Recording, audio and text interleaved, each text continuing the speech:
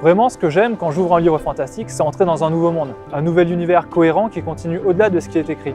Et pour qu'un tel univers puisse vivre, il lui faut une communauté. À mon sens, ce qui manque cruellement aujourd'hui, c'est un vrai lieu d'échange et de rencontre entre un auteur et des passionnés de lecture qui donnent un sens à son univers. Finalement, on est revenu à la base de ce qu'est un livre. Pour nous, un livre, c'est pas simplement des lignes écrites à l'intérieur d'un bouquin papier ou d'une liseuse, c'est avant tout le partage d'une histoire.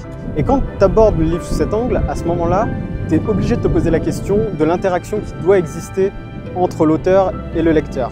Pour donner un exemple, quand J.K. Rowling publie le premier tome d'Harry Potter, à ce moment, il y a des tonnes de théories qui viennent parfois bien au-delà de la saga. Et en fait, c'est logique parce que le lecteur, au moment de la lecture, va s'imaginer un monde et va avoir envie de partager ce monde. Et nous, ce qu'on pense, c'est que c'est cool que l'auteur ait cette possibilité d'enrichir son univers grâce à ces théories.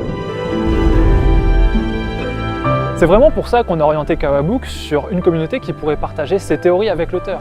Comme ça, l'auteur n'a plus besoin de publier son livre en une seule fois et l'écrire tout seul dans son coin. Il peut le publier chapitre par chapitre et recevoir les soutiens de ses lecteurs. Et évidemment, la cerise sur le gâteau, c'est qu'il peut s'inspirer de leurs théories et de leurs suppositions et jouer avec leurs attentes.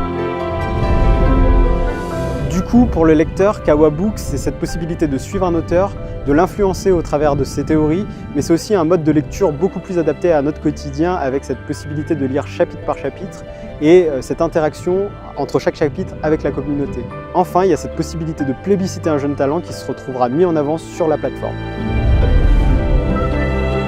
Et c'est surtout une façon de se servir des nouvelles technologies pour qu'on puisse aborder le livre d'une manière plus ludique, plus intéressante. Vous pouvez demander à n'importe qui dans votre entourage, personne ne vous répondra qu'il préfère lire sur un écran plutôt que sur du papier.